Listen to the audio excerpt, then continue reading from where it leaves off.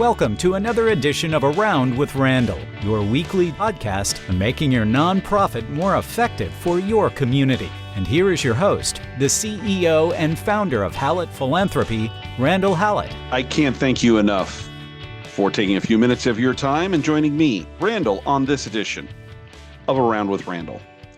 Today we talk about the idea of transformational giving and really about passion.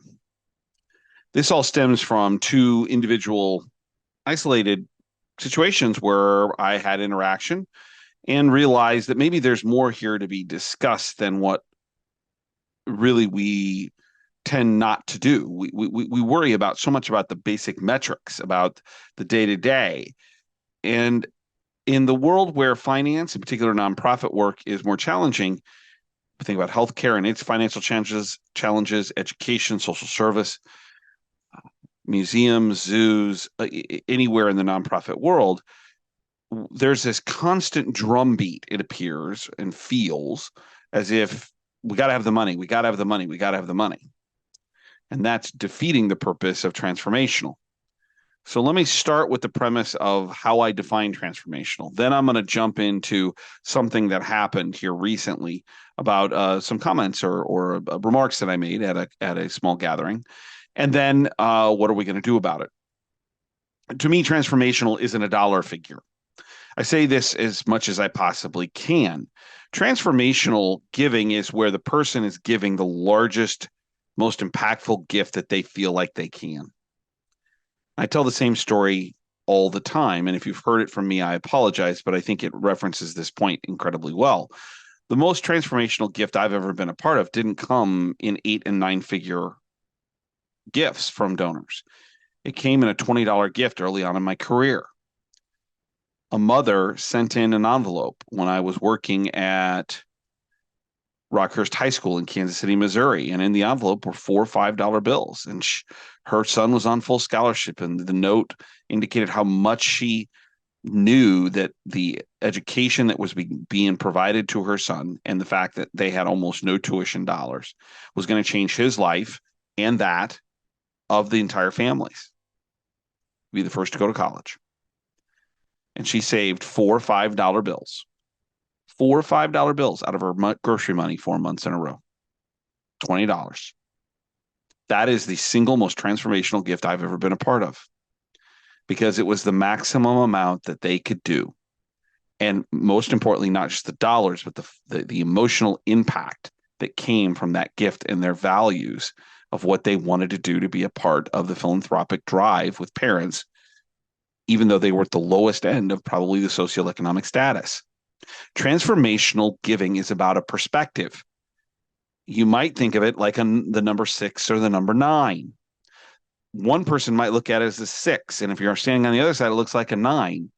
Transformational giving is when someone steps up and does something that's meaningful, that has emotion. Yes, that can be 9 figures. It can also be $20. The reason this becomes important is I had the privilege of speaking here in Omaha to a group of ministers, priests, imams, rabbis about giving in the church in religious settings. And I challenged them based on the book that I wrote, The Vibrant Vulnerability, that the idea of obligated giving, which all or almost all religious doctrines have some connection to. Some put a percentage on it. Some say you should give what you can. But there's an assumption if you belong to a church or a mosque or a parish or a synagogue that you're giving. And what I said is, hey, you stand up there in the pulpit and you talk about this obligated giving. And what you get is a lot of people who give, but give begrudgingly at times. And they certainly don't become transformational. And I challenge them to say, think about the conversation that can occur if you spend a little time listening to what your congregants were telling you. I'll use the story of my mom. Some of you know, or most of you know, unfortunately, my dad passed away this last summer. I miss him terribly. Really, he was the only man I ever wanted to be. But in that process, Mom began to articulate soon after Dad passed about memorials and what she wanted and what she thought Dad would value. one of which was the family scholarship that my sisters and I started for my dad and mom, or in honor of my mom and dad, 15 years ago. The second, though, was for the church. And we're sitting in the minister's office 2 days after dad had passed to talk about the memorial service that would follow his burial. And mom said, I wanted to go to the scholarship fund and I wanted to go to the church, memorials, that is. Okay.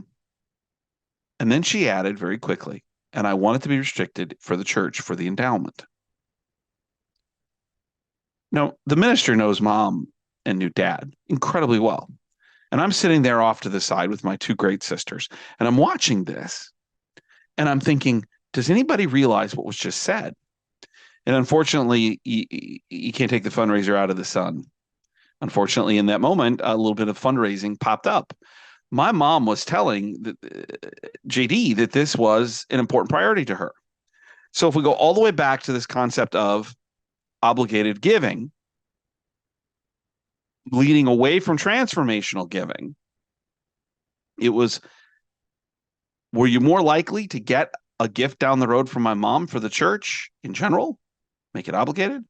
Or could you go to my mom and say some point when it's appropriate, Vicki, we'd like for you to consider giving to the endowment. Could we talk about an estate gift? Because it seems like it's important to you. Which is she more likely to do?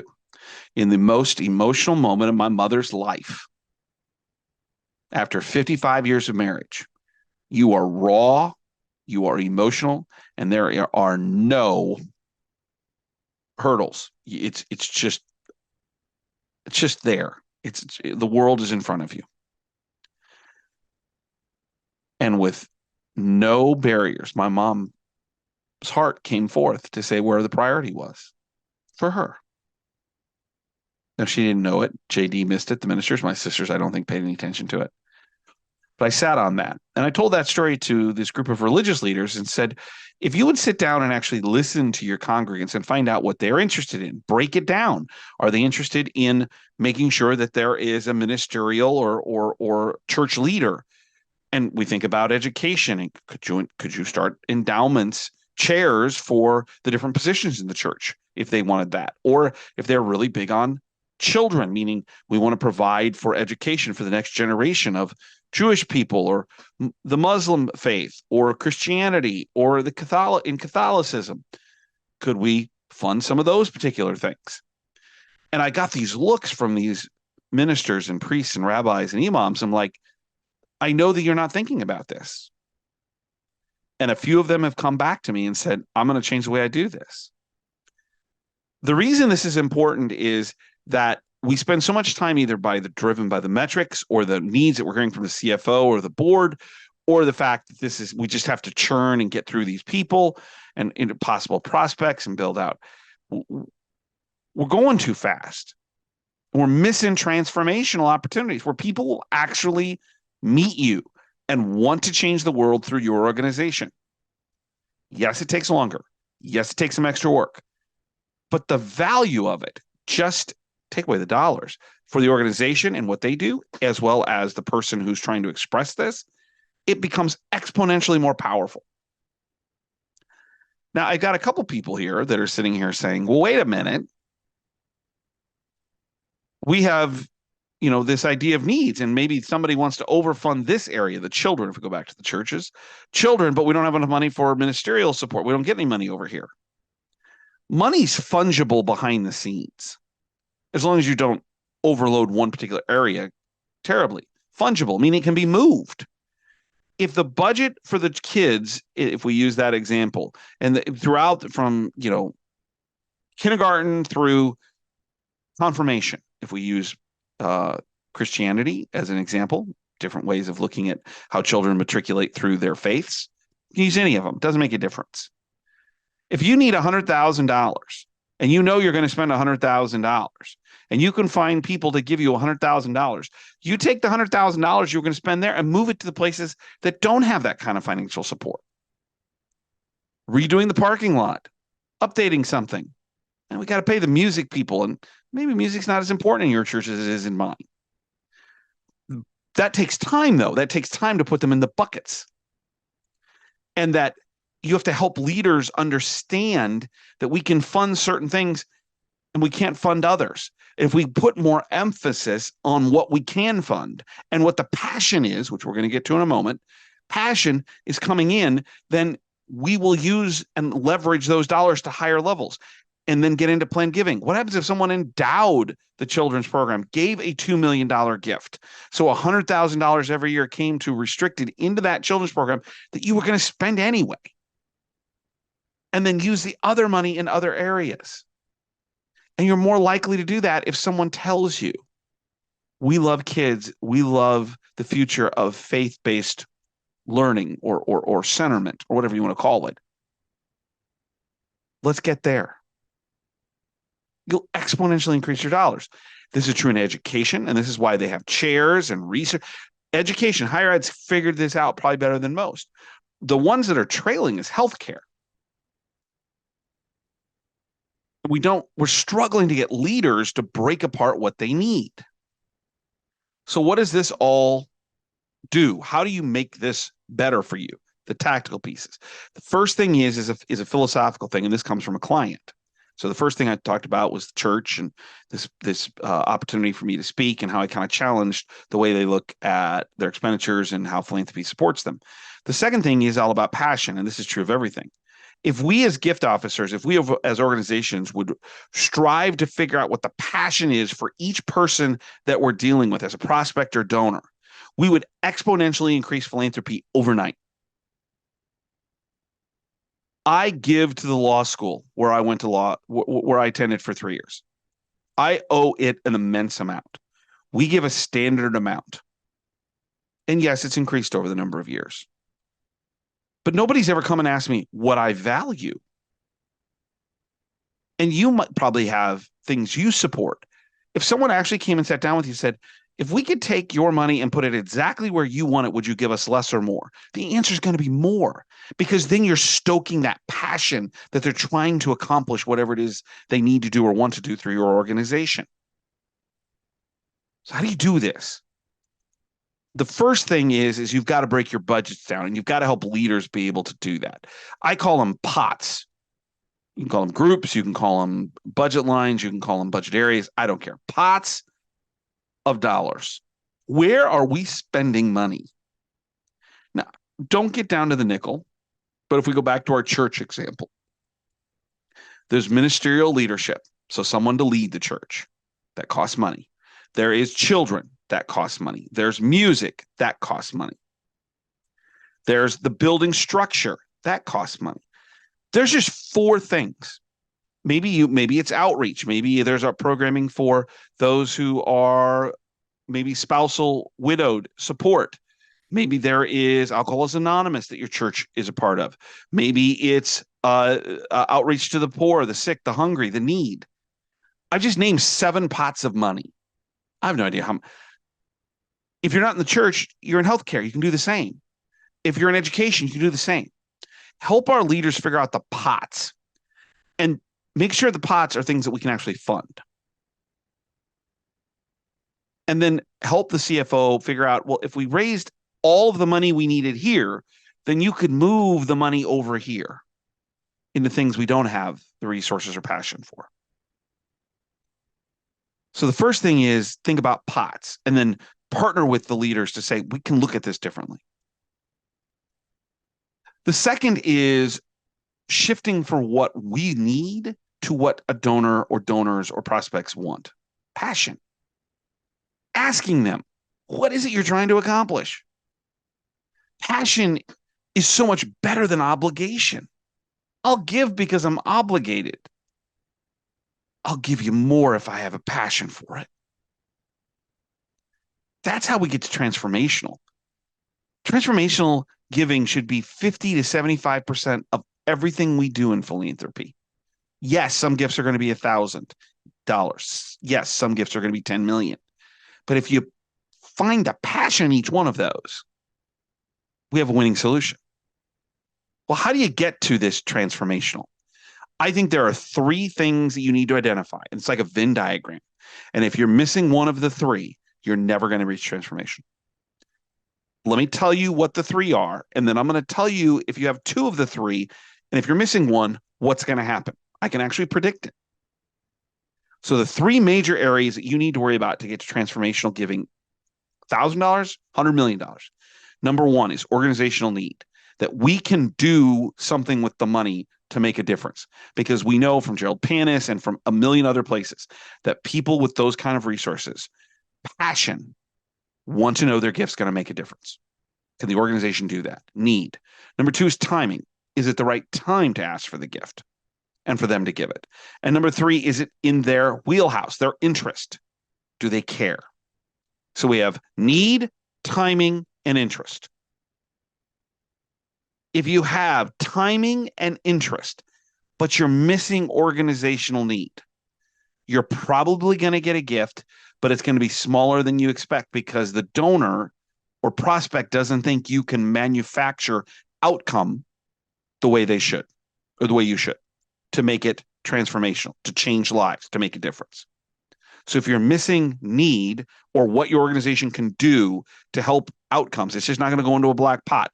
We can show you from a stewardship perspective, what was done, how it affected people. If you're missing that, you're going to get smaller gifts.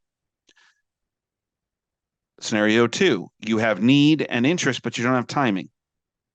What's going to happen here is you're going to get a much smaller gift, and there's going to be a lot of activity, meaning that we're going to spin our wheels and everybody's going to get frustrated. I used to be a person, and my wife and I, who gave every month because I was a budget budget philanthropist. Small p on our philanthropy, please. But it was important to us. I did that because I'm a budget guy. I started my company for tax reasons. I'm doing it at the end of the year. If you show up now and ask me for a gift, I might give you some. But I know what the pot may look like much better from a tax perspective next year when I make those decisions, or when we make those decisions in November and December. Timing's important. If you have third option or third scenario, timing and need, but you don't have their interests, you're probably going to get a gift, but it's going to be much smaller. And chances are this is where we have this cultivation spinning, meaning some gift officers cultivating. And I always ask, do you know exactly what they want to give to? No, but I know what I'm trying to tell them we need.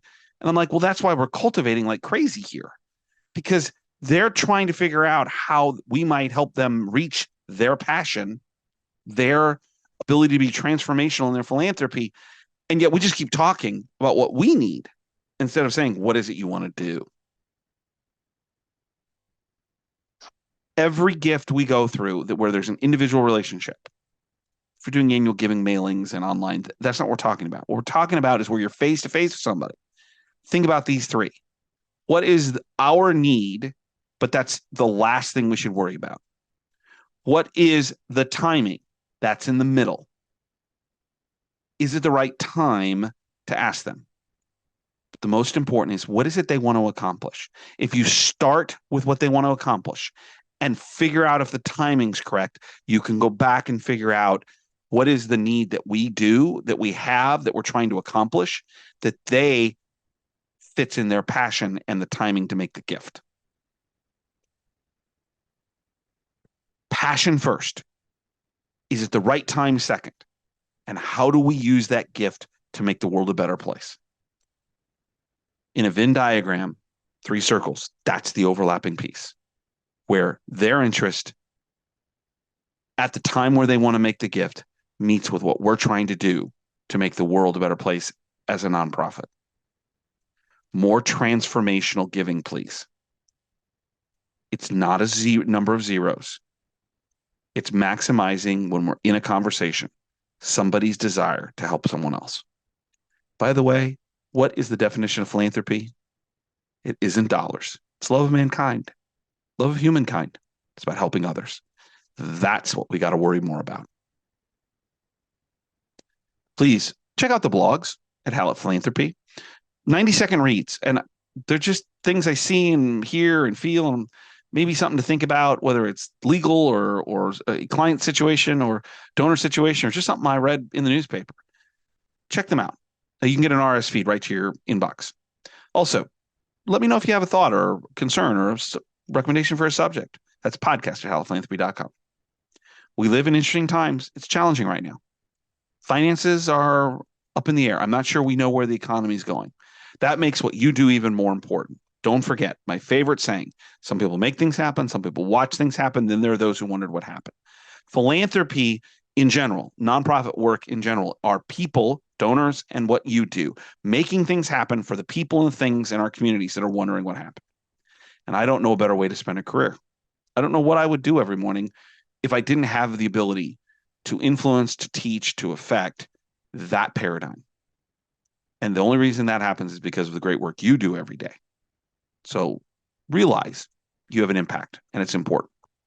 I hope today will get you to think a little bit more about how to increase the opportunities for people to be transformational so they can be people who make things happen.